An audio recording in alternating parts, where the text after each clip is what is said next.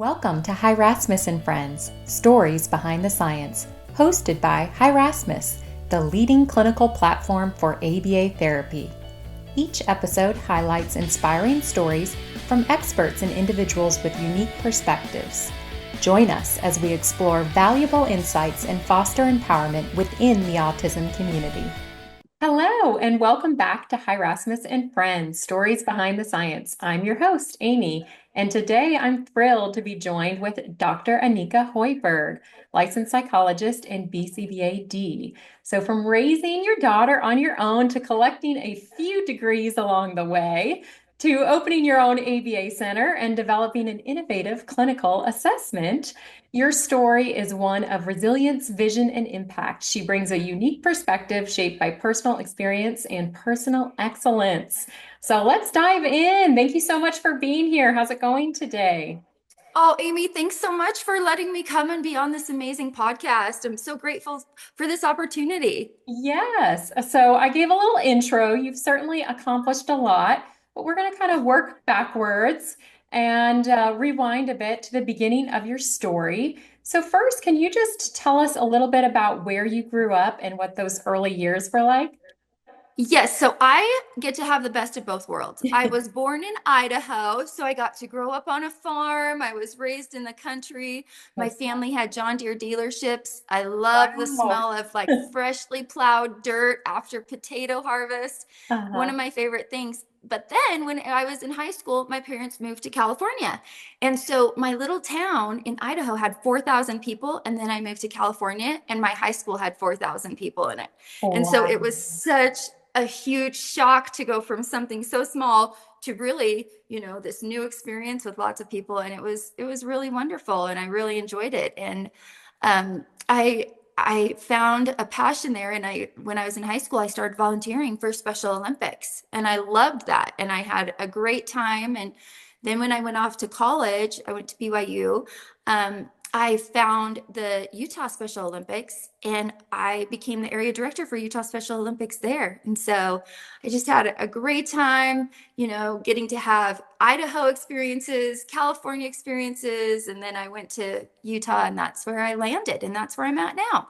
That is pretty cool. Pretty Yeah. balanced upbringing. I guess two different, completely different, I guess you could kind of say cultures, It was. It subcultures. was very, very different. Yeah, it was a fun experience, and getting to have the richness of the farm culture is really beautiful. It's something that's in me, that I love. And then also getting to go. My dad was originally from California, so going to get to experience his life and all of that was just equally as wonderful. So I'm No. really grateful for that.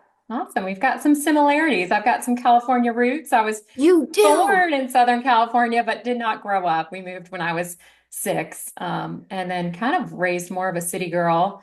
But then Mhm. now I've got a little backyard farm, so I can value both. Isn't it great getting to have both of those experiences? It definitely is. But I am Yeah. curious, like what that transition was like during high school. So did you say you went from Idaho to California in high school? Because it's an Yes. interesting age as well. So, yes, so I moved in between my freshman and sophomore year, which was Okay. kind of a Wow. change. Yeah. And the thing is California, when I went there, everybody was so welcoming, and they were just so embracing, and I was so excited to get to go. And all of a sudden, this world just opened up to me, and there were just lots of opportunities. Like I ran for junior class president right at the end of Wow. that year, and I won. And then the next year, I ran for student body and I won. And they were just so, so grateful that I got to have the best high school experience with really great friends, really great teachers and mentors. And, I got to just enjoy all of it. So it was a really great experience. And then I got to develop friendships with people from high schools all around me too, with some of the stuff that I had done. And it was really fun. But then, I still get to go back. My family, like my grandparents and aunts and Hmm. uncles, they all live in Idaho still. So I get to go there and get to have all of that still. I get to go back for harvest Yes. and Super enjoy that fun. too. Yeah. Yeah. Very cool experience. So I know you mentioned volunteering with the Special Ed Olympics a little bit, but so tell me how those early experiences shaped your outlook, sorry, and kind of your sense of purpose? Like, do you feel like you felt a calling towards psychology or special ed or Yeah. anything?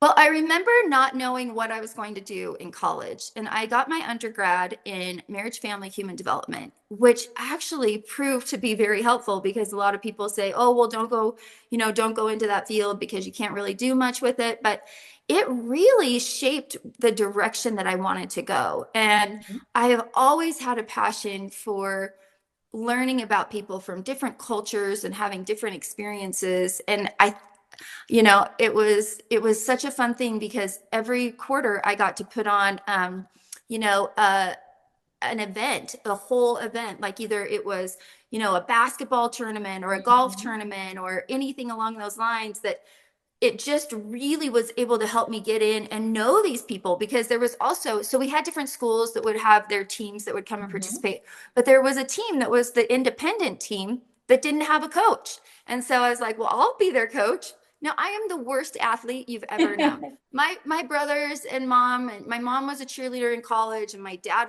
played basketball in college, and all my brothers were college athletes, but I did not get the athletic gene. But I've been to plenty of practices. And so Mhm. I was like, okay. I'm like, I can be a coach. And so this wonderful team allowed me to be their coach. And I was able to really get to develop relationships that were Yeah. really meaningful to me and that really taught me a lot, where I got to pick them up for practices, and we would go, and then we'd have, like ice cream or whatever afterwards. And I ended up just really valuing those relationships. I would end up with like the sweetest notes on my porch or little presents or treats. And Mhm. it was something that I really was grateful for. So Awesome. yeah, but then it's interesting how those kinds of things lead you, and your heart, like you're saying, your heart is drawn to Mhm. different things. And I just loved it. So I'm That, glad I got that opportunity. But it was yeah. kind of funny. I'm like, why are they letting a little college student who knows nothing be the area director for this? But that's Yes. because they need volunteers. They need a lot of support and help. So, Absolutely. Well, I want to talk about your journey into parenthood and what that looked like, as well as how that intersect with your personal path. So I'm not quite sure when you had your daughter, but tell us a yeah. little bit about that. Yeah, so I was at BYU and I got married when I was really young. And then I had my daughter, greatest thing I ever did in my whole life. I was only married for 2 years, and then I got divorced. And that was a really challenging, really hard experience, like the worst thing I've ever gone through. And really rocked my whole world. And so my parents were living in Idaho at that time. I decided to move back home because I needed to be safe. I needed to figure out who I was again. I really just needed some support. My daughter was only 9 months old when I got divorced. Mm-hmm. And I'm really grateful for my parents that they provided a place for me to get to go. Mm-hmm. Um, and I moved home, and my dad's like, "Well, what are you gonna do?" I'm like, "I don't know. I just want to live under a rock for the rest of my life." And he's like, "Well, that's not really an option." He's like, "So Mm-hmm. what are you gonna do?" And I'm like, "I don't know." And so I went down to the local college. It's Idaho State, Okay. and I was walking around, and my undergrad really didn't allow me to have much of a like a career yet. And so I was walking around, and I talked to the people who were over like education. I was like, well, maybe I should go be a teacher. And I went and met with the person, and she's like, well, you're going to have to start all over because you'd have to go and do like a whole new 4 year degree. And I was like, oh my gosh, I just graduated. That doesn't sound like what I want to do. So I walked around, and somehow I stumbled into the Department of School Psychology. And I Wow. walked in, and I'm like, hey, tell me about this. And they're like, well, you can get a master's degree in 1 year and be a school psych, and then in 2 years after that, you can have an EDS and be a school psychologist. And I was like, are you kidding? But my grades were really bad at BYU. I had the best time of my life. I graduated with a 2.66, which is not the greatest. And luckily, Dr. Gerald Nunn, who is world renowned as a school psychologist and has won a lot of awards, I went in and I talked with him, and I think he could tell I was really broken. And I was devastated. And I had my transcripts, and he looks at them and he looks at me and he's like, "These are bad." I'm like, "I know." I'm like, "But I promise I will work so hard." And he looks at him and he's like, "I'm going to take a chance on you." And I was like, Wow. and so that's when I started. I started my master's degree, and it opened up my world. And I had the most amazing mentors. I mean, like I said, Gerald Nunn believed in me and gave me opportunities and had me be his grad assistant. And then Dr. Tracy Bliss was such an incredible teacher, and she could tell I was going through hard things, and she's like, "Let's go to lunch, let's talk, Mhm. let's see where we can go." And she just helped me so much that when I graduated, they were on my committee and they sat there, and at the end, when I was presenting my case studies and my thesis, Dr. Nunn stepped back and he took my paper and he put 3 stars on the top, and he's like, "You have become our star." And I'm like, "Oh." Aw. And he took a chance on me when I really didn't deserve it. Mhm. And I didn't believe in myself, and I needed somebody to, and it changed my whole life. Mhm. And so I'm so grateful to him. I'm so grateful that they allowed me to go. And it really was so great in with working because, I was a single mom. And then when my daughter went off to kindergarten, I got to go with her. And I worked in her school, and I got to bring her to school every day with me, and she brought me to school with her, I guess, Mhm. and it was such a pleasure because I got to walk by her class, and I remember one time watching her work so hard, like her little tongue was like Yep. sticking out, and I she's know exactly writing, what and you're I'm like, talking "Oh."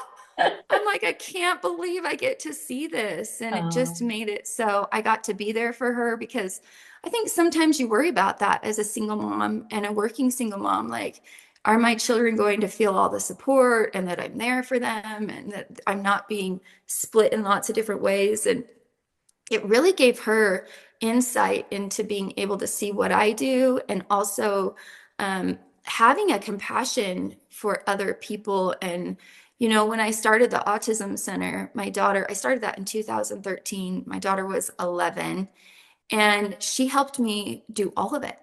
Like I'd have to put the toys together, I'd have to put games together, and she worked on it so hard. And there was a trampoline at the center, and on weekends, I'd be up till 2, 3, and she would go and sleep on the trampoline while I was working on stuff. And, she was my little buddy all along the way, but she really knew how to connect with the children who came to the center. And it has, I think, really just enriched her life in ways where mhm. she just loves everybody. And she just graduated from college like last week, and she's pursuing her LCSW. She really Wow. loves this. And Yeah. so it's provided that opportunity, but it was hard. It's not easy. Yeah. I after I became a school psychologist, so I got a master's degree in an EDS, and I was working as a school psychologist, I learned about ABA, and I'm like, I got to get another master's degree. So I actually did 2 more. I did one in instruction and curriculum, and I thought, I still need more. So then I did FIT's program, which was incredible. But I was working full time and I was a single mom. And so my only study hours were from 10 p.m. till 2 a.m. And that's when I would study. And it wasn't easy. It wasn't easy. And, you have to put in that time and that effort. And if you really want to make a difference or have the knowledge, it doesn't come easy. You have to sacrifice for it. Ab- So, yeah. Absolutely. So, what were like some of the moments that really tested your resilience during that time? Was there anything that kind of stood out to you at when you were a school psychologist, I'll say, and balancing raising your daughter? Well, I tell people this one all the time, and this isn't something that tested my resilience, but it's something I learned.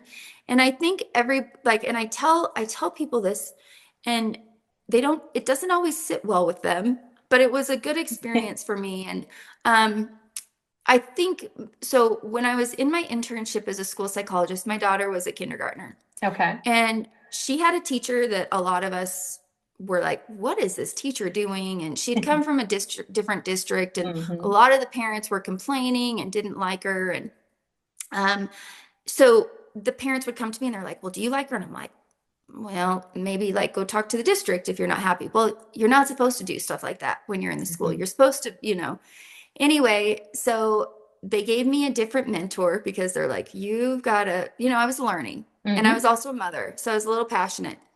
And I said to this man, I said, well, don't they want my opinion? And he said, Anika, you haven't earned an opinion yet. And Oh, I was like, ouch. okay.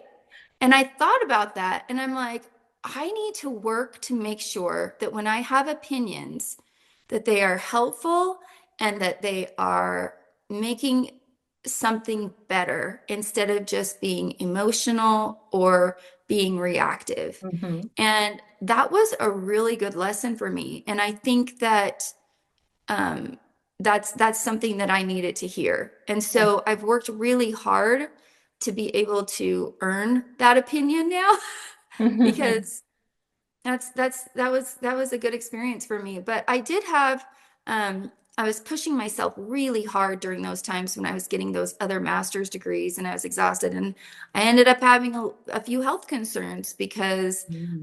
I wasn't taking care of myself and I actually lost my memory at one point and I had to Wow, go to the hospital because I that's had pretty scary. overexhausted myself. Yes. Yeah, and I lost my speech, and they were just like, you are pushing yourself, and you're not eating, and you're not sleeping, and you need to really take on some self-care skills. And so I had to learn how to do that, Mhm. which is hard for us, as moms and as women Mhm. and as business owners and students and, employees. Like it kind of got away from me, and I was pushing myself a little too much. So that was something I needed to work on. And then the other thing is after I started my company, we hadn't had insurance funding yet, and we had to really go and work to get those mandates covered here in Utah. And that takes a lot of resilience. Absolutely. Yeah. Absolutely. So, what Yeah. inspired you to open your own center, and how did that idea kind of evolve into reality? So I have somebody who is so dear to me and who I really love. And he started showing signs of autism when he was really little. And so I flew because then I'm like, we've got to do better because some of the things that I Mhm. was seeing was more babysitting, like where a child would receive a diagnosis, they'd go to a cluster classroom, and then they would be babysat throughout the day Mhm. because people weren't really doing or knowing what to do. And so I traveled around the country and I went to a few different centers and I'm like, what are the best places? And um, I ended up in Oklahoma at an amazing ABA clinic. And it was the first time I'd ever even heard of ABA. Oh. And I saw this incredible RBT working so lovingly with her client Mhm. and laughing with him and tickling him when he wanted to be tickled and, building these skills and doing all of this great stuff that I was like, this is incredible. And that's when I learned about ABA. And I'm like, we don't have anything like this in Utah. So then that's when I'm like, I've got to figure this out. And so I came back home and I told people, I'm like, I'm going to open an autism center. They're like, yeah, but you're not a BCBA. I'm like, well, then I got to become one. Uh-huh. So then I worked to become a BCBA. We worked to get the mandates. And then I opened my first center and it was 3,500 square feet and it was so fun. It was an old senior center that we had turned into a wonderful center that had a playground in the backyard and a big open room and little rooms, and it just was meant for ABA. And it was 3,500 square feet, but we grew out of it really quick Wow. because there was a need. And pretty soon we just had it was overflowing, and I thought we got to do better. And so in 2020, we moved into our big facility that's 38,000 square feet. So much bigger. Wow. Yeah. That's So truly incredible.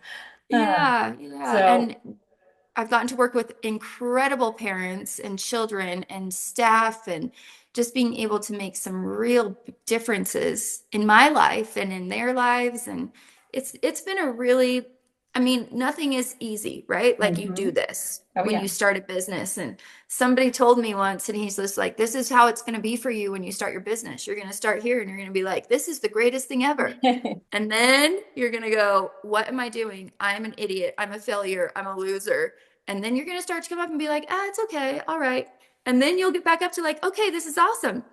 But it is not an easy path. And so Uh-huh. I admire people who, persevere through that and problem solve all along the way, because it takes a lot to be able to, work and make something successful. Absolutely. What was one of the most surprising parts of owning an ABA company? Anything that you weren't expecting?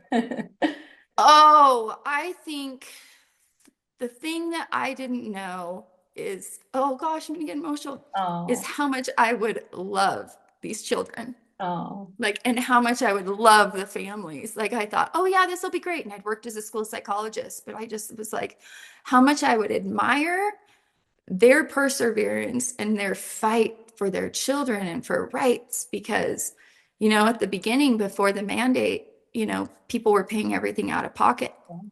And I would have moms come in who were like, I'm selling my mother's wedding ring. We've cut down our budget for food. Like, we will do anything we need. And of course, I'm like, no, don't do that. Like, we'll figure stuff out. But I just really got to love, really, really love people and admire how hard people work and how much they will sacrifice for their children. So that's really an honor. I didn't realize that I would get to see as much of that as I did, wow. you know.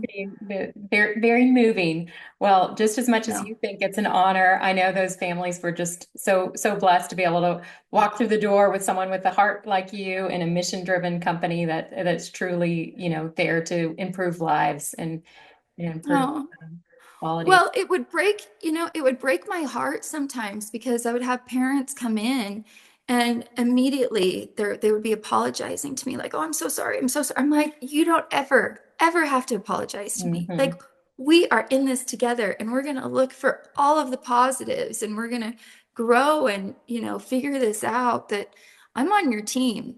We're on each other's team and we're here to help." And that was a really nice thing, to get to be able to be in a position that my staff was so great and so committed that they could feel that. The parents felt that. Absolutely. It's so wonderful. Well, I mentioned early on that you kind of collected some degrees along the way. So I want to talk about what inspired you to pursue your PhD. But before we go there, or I guess you can include the PhD, why don't you just tell us all of the degrees that you have? Okay. Well, it's not because I'm not like a student, right? I graduated with a 2.66 from BYU. However, I've done really good since, because I've needed to, Absolutely. But my first degree is in human exceptionality, Okay. as a master's degree after my undergrad. And then I have an EDS in school psychology. And then I have a master's in instruction and curriculum with an emphasis in autism. And then I did FIT's program for applied behavior analysis. And then my daughter went off to college in 2020. And I'm like, oh, what am I going to do? I'm going to get a PhD. And so that's when I decided to do my That's pretty funny. PhD, yeah, in behavior analysis. And it like I think it was really needed, and it opened my eyes up to a totally different world of the ABA community in understanding. And I remember when I got into the field of ABA, I was just like, oh my gosh, there's so much to learn and people have done such incredible stuff. And I just felt like a sponge consuming things. And I remember in my interview for ABA, I said, I feel like I have just been a taker for so long that now I want to help contribute to this field that is really making a difference. And and I think that's when the shift kind of happened for me is, ooh, I need to start adding something instead of just being the one who's taking, because You I were you was. I'm were like, giving so much to those families. You may have been taking some clinical knowledge from others, but you were yeah. disseminating Oh, and giving so much to the families. But I like that's pretty cool that you had that now is, most people you would think, oh, I'm an empty nester, I'm going to take a break, but you're like, oh no, right. now's the time to get a to get a PhD and get back to the Yeah. clinical field. So pretty Yeah. And incredible. well, and it really helped me. It really helped me to learn a lot of different things. And, I got to find my passion in like research and assessments and different things like that. And then my last degree, I'm currently working on it. I was at a Oh, conference. Yes, I'm working on another one. I'm working on a master's in neuroscience and trauma because wow. I feel like we're throwing that word around a little bit in ABA. And I'm Certainly. like, but do we really know what it means? And I'm really excited about this program. I'm only 2 classes in. I'll start my third class in a couple weeks. But what I really like is that they take a healthy brain. Like you learn all about what a healthy brain looks like, Hmm. and then physiologically how it changes Absolutely. when it experiences trauma. Hmm. And then what to do by applying behavior analytic principles in order to heal the brain. And I'm like, this is incredible. Like, that's definitely something that we can utilize in order to better serve those in our care. So, I really like it. It's stretching me a little bit because learning all about the brain, I'm like, oh my gosh, this is so exciting. But they say there's 3 pound organ that is so complex and that we don't understand and that we're barely starting to tap into in some parts. And I'm like, oh, we got a lot to learn. So I'm excited, and I'm also feeling I had to read a book just before, and it was like neuroscience for dummies. And I'm like, do you have one for like dummiers, like dumbers? So it was kind of funny, but Super I'm learning. fascinating. Well, yeah, I'm learning.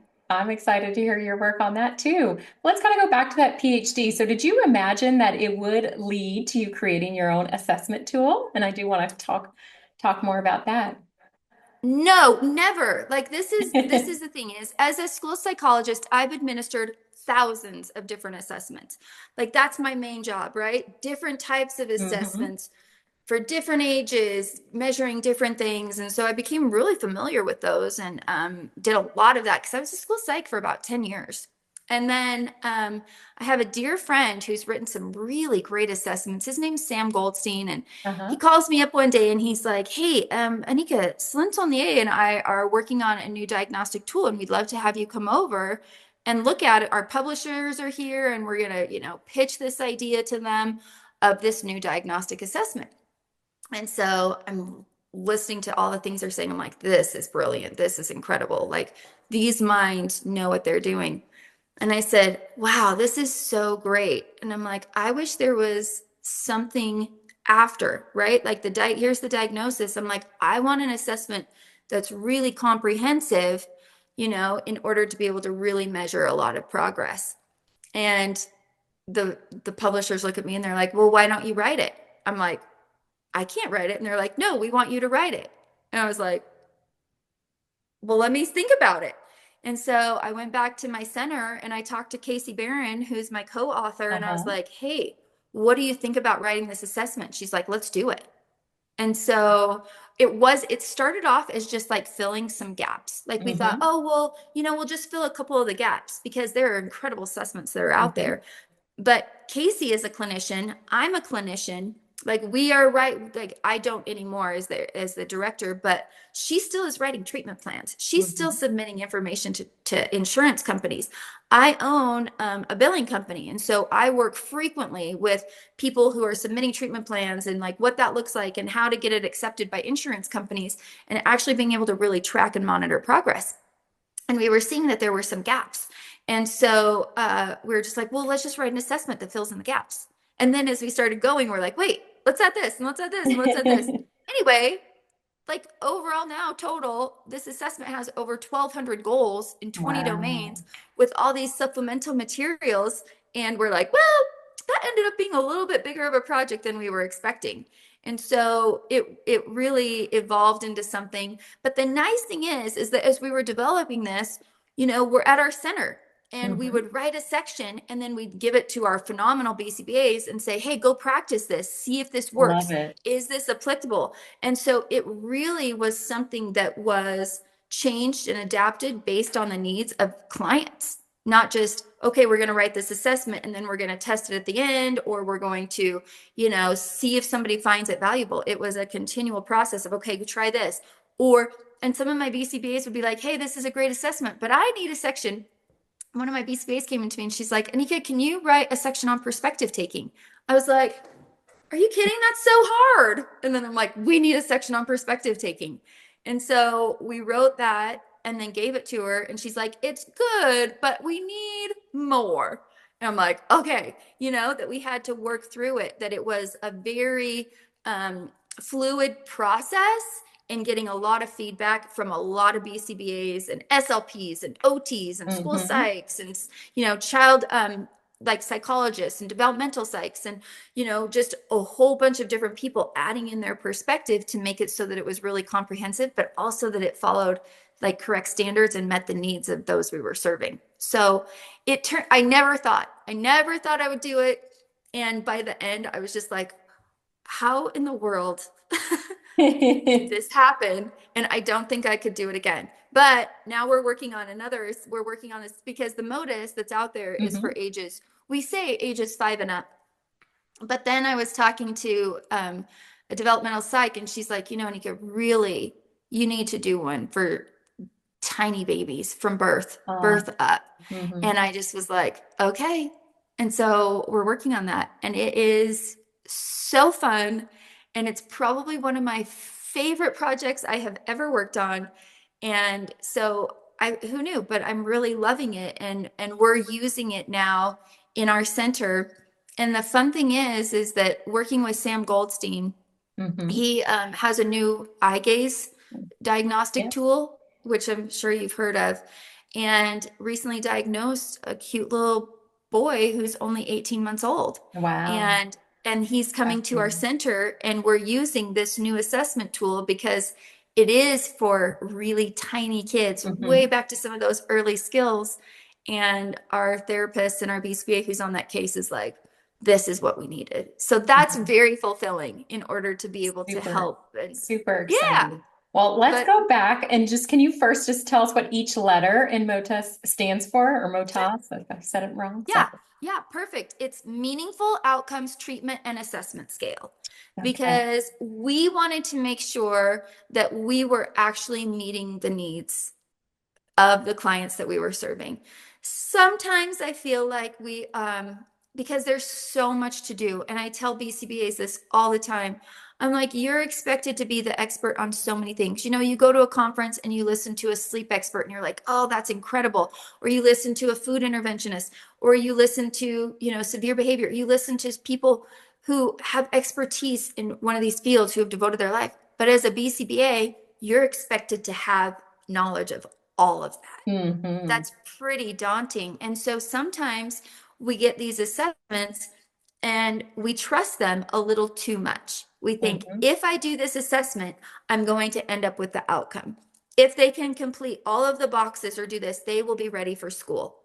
Instead of understanding that there are immediate goals and immediate things that we need to work on that will build skills in other ways that are more meaningful to the clients and their families. And so that's why it is the Meaningful Outcomes Treatment and Mm-hmm. Assessment Scale. The other thing that's really great is we have an interview that's attached to it that's called the loop, which is levels of optimum performance.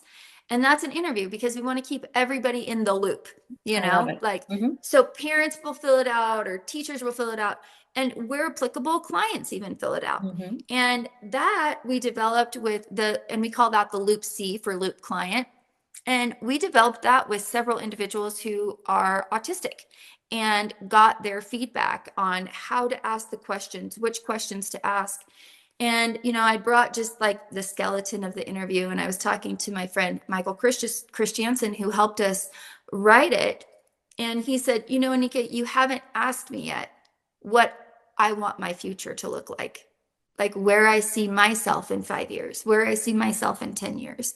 And I was like, I haven't.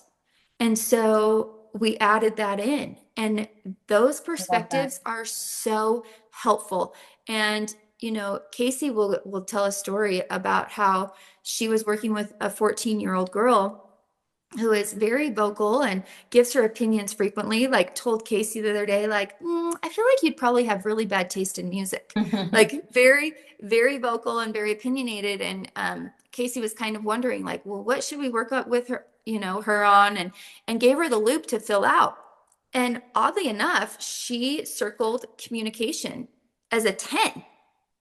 And we're like, well, that's not something we would work on, because if you were to go through a scale, you'd be like, oh, well, she asks questions and she can Mm-hmm. get personal information. But she just said, I don't know what to do when things get awkward. I don't know how to communicate. I don't know how to start conversations comfortably. And so she started working on some of those things. And it was really great to have the buy-in, Mm-hmm. because she's like, yeah, I do want to work on that. Um, and it's also nice with families to be able to get that insight initially, like, what is important to you? How do we help you actually address what's most, concerning right now, or that you are hoping for us to, and asking parents, like, what does a day, look like where you're feeling successful? And it's really nice to be able to have that insight that we haven't had before. But then it all correlates, all those areas correlate into the MOTAS, and then practitioners can utilize them. I mean, Mm-hmm. 1,200 goals is a lot, and Absolutely. it is early, and there are sections in there that are really fun. Like, we have a whole section on self-awareness, because a lot of times, in some of our goals, we're going outside of the individual. We're saying, what are they thinking? What are they feeling? What are they doing? And we're not connecting necessarily to, hey, let's talk about some things about you. What are some of your characteristics? Or, even like, what is your body feeling? We found this, and it was when we were working with an occupational therapist on some of this. She's like, you know, um, how do you teach children? Like, ooh, it's going to be cold outside. I need to put on a coat.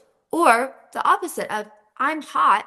I need to take off my coat, just, or those rocks are going to be, dangerous. I need to put on my shoes, Absolutely. like, just that, those components that sometimes that we overlook and that we don't pay attention to. And then, like I said, another section was perspective taking, which was brought to me by that BCBA. And then also another mother who came into my office and was like, hey, we need to work on some of these things. And I was like, you're right. And they're not in some of the assessments, and then Mm-hmm. we can work on them forever and ever, and then when we go to write our treatment plans, we're like, we have made a lot of progress, but we're not showing that.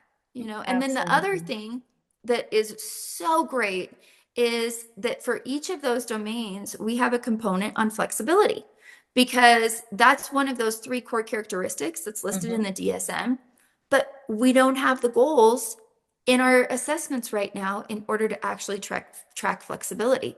And some people think, oh, is that generalization? And it's not. It's different, Mm-hmm. because you can put on your socks and shoes at school or at home, but what happens if you have a routine where it's like, I have to put on my right sock and then my left sock, or my socks are dirty and I have to put on my shoes without my socks because they got wet, or something along those lines, where we have to be flexible, and we Absolutely. really want to make it so that these goals show that we can bend without breaking, and build that into our treatment plan. And Casey will tell a story about that, where she's just like, oh, there was this child, and he wouldn't leave the center to go on community activities because he only would go out the door at 3 o'clock when mom picked him up, Mm-hmm. right? And so she worked and she worked and she worked.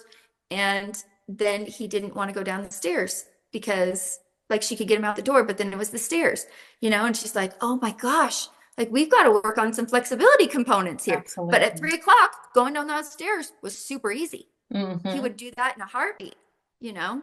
And so building those things in is really, really crucial, and something that we have. And that's actually how the MOTA started. Is we're like, well, let's just write an assessment for flexibility. Yes, I love it. So you got the flexibility, it sounds like the generalization and Yeah. just really helping those kiddos in the real world because they're not in a Yeah. clinical setting. It's got to be they need to be successful in across all environments and when Yeah. things like Yeah. rain come up or the weather changes and all sorts of mom comes early or dad picks up or who knows what but Right. really cool. So I want to Yeah. kind of take some time to reflect on all these incredible things you've done. So like Oh, throughout your journey as a single parent, a clinician, a leader, a learner, what's kept you moving forward? You just seems like it's just one thing after another. I mean, I just really, really Oh, I love the kids I get to serve. Yes. And like, their little faces that run past my office every Hmm. day or that come in and talk to me. Um, I just love them, and they have taught me so much. And I also like the person who's so close to me, um, their parents, really, I saw their hope and their experience, and I thought we need to do better for parents because I didn't want anybody ever feeling like they were deficit or that they weren't enough. Hmm. And that's something that's really important. And in at the back of the MOTAS, for my dissertation, I did it on kindness, because you've heard this, like a lot of people say, oh, they have a harder time reading emotions or they don't pay attention. And I kind of noticed that way back when I was when I was working for Special Olympics, is sometimes people weren't treated with as much kindness or dignity or respect, both family members and the children. And that made me really sad. Or I would see it in IEP meetings sometimes. Like it just felt like we're going to come in and we're going to tell you all the things that are wrong. So, Okay. so what advice would you give to someone navigating career goals while in a demanding season of life? Oh my gosh. I I mean, I feel like I'm the worst person to be able to say because I barely kept my head above the water, Uh-huh. like, but I really, here in Utah, there's the Huntsman Cancer Institute that was started by John Huntsman. And I mean, he was a billionaire. He did really great things, and he got cancer and started this world-class center. And he said the only excuse history doesn't accept is it was too hard. Hmm. And so just because something's hard doesn't mean you shouldn't do it. Absolutely. Like you've got to do it and people are relying on you. And, you know, I think the best thing I did is right when I was going through my divorce and I was at my lowest point, I signed up for a master's degree. I did something really hard. And so at the end of that year, with something that devastated me, I also had something that built me. And I just feel like we all need to feel like we're progressing and that we're moving and that we're contributing. Everybody needs to feel that. There's not one person who doesn't. And so I feel like being able to do something hard, Hmm. not shy away from something just because you think you're inadequate. I am highly inadequate and I surround myself with really good people who I'm Hmm. like, ooh, that's a good person. You have a really great talent. You have really great skills. And so I'd say trust yourself more than you think and surround yourself with really great people. I love that. I guess that's the best thing Yeah, great because you're going to advice. fail. There's going to be times where you're like, what in the world? This is so hard. And Hmm. then you come out the other end, either, better or having learned something.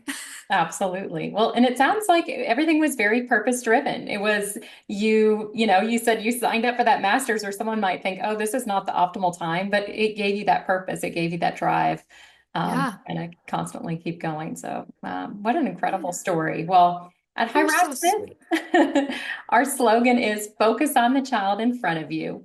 We like to end each podcast episode by asking our guests reflect on their own children or the children closest to them. So even though your daughter is grown up now, how Yeah. did you keep the focus on the child in front of you when she was younger, and what does that still look like in life today? Oh, I love that slogan. It is so beautiful. And my daughter knows that she is the most important to me. I made sure to focus my career around her, and being able to be there for her. She was so sweet, and she had me go and talk at BYU in front of one of her classes for a nonprofit organization. And I said, I hope my daughter knows that I would do anything for Mhm. her. just like all these moms that we work with and all these dads, like we would do anything for our children. And I said, of all the things I've ever done, she's the very best. And in my office, if you ever come, and I'd love, Amy, I hope you come to Utah, but if anybody ever comes to my office, I have my degrees, but the one at the very top is one that says mom. And it's the Uh-huh. one, and my daughter made it for me. And it has like this is, bestowed to my mom because she loves making castles in the sky and building forts. And, it's like bestowed now and for the rest of my life. And I think Mhm. that's the thing is that she's why I've done everything. And I know that like that love that I have for my daughter, and I see it with all of these parents that come to the center, how much they love their children. And so that's what we do. That's our job as parents is we get to be there and sacrifice and love and support and help and whatever that looks like through different stages. And now I'm in a stage with an adult daughter and it's really fun, but it's different than when she was a baby or a middle schooler or a high schooler. And you just learn and you grow. Absolutely. I love that. So where can people find you? Where can they learn more? You can kind of give, I guess, if families are looking for services as well as if clinicians are interested in your assessment, tell us all the things. Yeah. Yeah, so there's a few different things. So we are Autism and Behavioral Intervention in Okay. Draper, Utah. And you can just look that up, and that's really easy to find. All of our stuff is on abaeducationcenter.com, and that's where you can get like the kindness method that's at the back of the MOTAS, like I talked about, that was my dissertation, information for our billing company, information for our clinic where we provide ABA and speech and OT. And then our assessment, the MOTAS, there's a link to it on abaeducationcenter.com, or you can go to Different Roads to Learning, who are our publishers who have been fantastic and amazing and helped us through that whole process. And yeah, and if you need, I can get discount codes too. Contact me and I can get discount codes. I love it. Well, thank you Yeah. so much for being here today. I will say, I'm just like thinking back, about all life's moments and how people cross paths and we met at APBA, and I don't know if you know, but I was there for a very brief window. I'm local, so I did not stay for I didn't get to stay for the whole conference. So I only talked to a handful of people, and I'm just so glad that we met. And I know that this will Oh, not be the second conversation or the third. I want to stay connected and see all these incredible things you're doing and helping the field. So well, thank you. And I was so grateful to get to meet you too. I was just like, I got to get to know that girl because you're amazing. And other people were, and dear friends of mine had talked so highly of you. So thank you. It was so fun to get to meet you in person. And now, yeah, now we can chat all the time. yes. Okay, well, listeners, thank you so much for listening today. I want you to go ahead and stay focused and take care. Until next time, bye. Thanks for joining us on Hi Rasmus and Friends, Stories Behind the Science. If you enjoyed this episode, please subscribe to our podcast and leave us a review. Your feedback helps us continue to share inspiring stories and foster empowerment within the autism community. See you next time.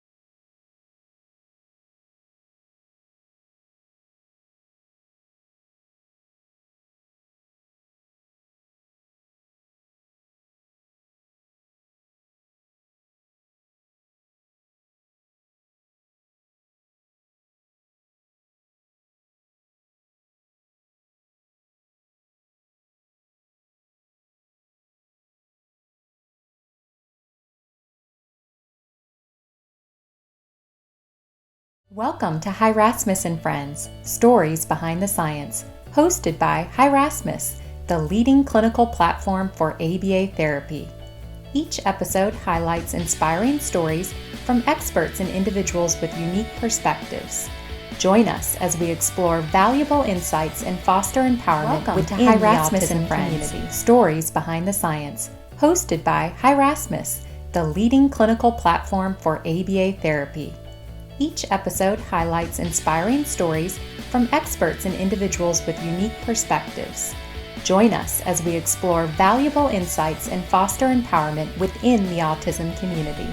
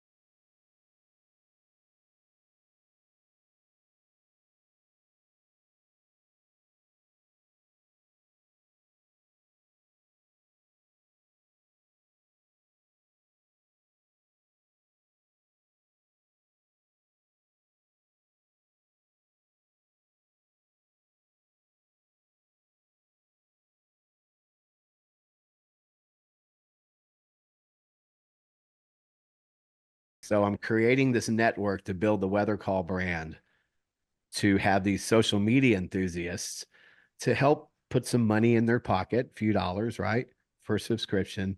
But the most important thing is that we're spreading the word on warnings, because there's a lot of cry So I'm wolf creating because this of the sirens network to going build off the in the Weather Call county, brand, and it misses their house to by have 10 these miles. social And, media it's just the enthusiasts siren again. Go back to to sleep. help Put some Logan's money first in three their friends, pocket, and a they're few still dollars, best friends right, all for around the spectrum. subscription. Mhm. But the most And they're important thing great is kids. that They we're, never we're get into spreading the trouble. word. They complement each other. If this person warnings, can't, because you know, there's spin a the lot of cry basketball on wolf his because finger, of the other one's going to sirens show you going how off to in do the it. county, right? And it misses So their they house all by have 10 these miles. And, it's just superpowers, the I call siren them. again. Go back to sleep. And they can teach Logan's each first other. three friends, and they're still best They never friends get all into around the trouble. spectrum. They Mhm. complement each other. they're If this person great can't, kids. spin the They basketball never on get his into finger, the trouble. other one's going to They show you how to do complement it. each other. If this Right? person can't, So they all spin the have these basketball on his finger, superpowers, the I other call one's going to them. show you how to do it. Right. And they can teach each Right? other. So they all have these superpowers, I call them. And Right. they can teach each other.